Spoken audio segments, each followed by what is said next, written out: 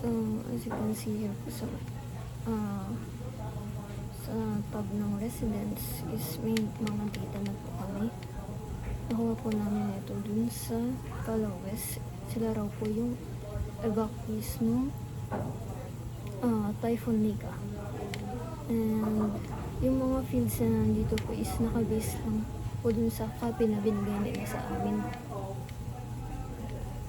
And dito po sa evacuees tab, makikita rin po natin na sila rin yung nandito po. Since sila nga po yung evacuees ng Typhoon Nika. So nilagyan na din po namin sila dito. And if mag-evacuate po sila, dito lang po mag-a-add ng evacuee. Halimbawa, yung sarili ko po.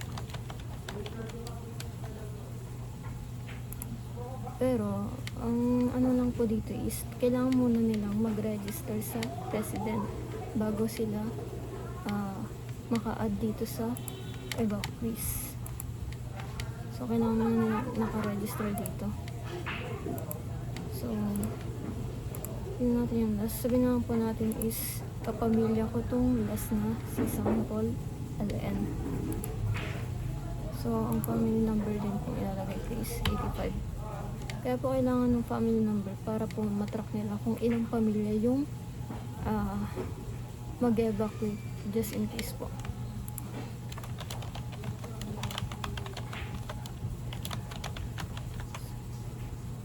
Sabi na natin ito mga friends.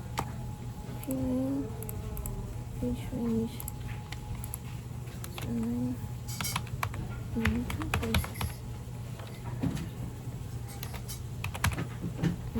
since hindi naman po bilong dito sa mga category na ito, skip naman po natin. And as you can see, meron na rin po dito. Makita rin yung username.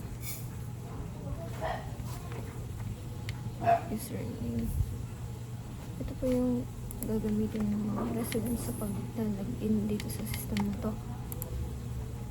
Same lang po yung username at saka yung password nila kapag automatic na po sila na ma-add dito.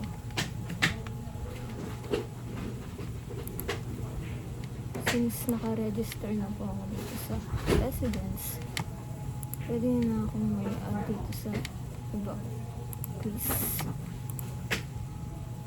So, lagyan ko lang yung name ko dito. And, na po agad. And then, yung day. Then, sabihin po na, then, di ba po wala po akong sinelect dito na category.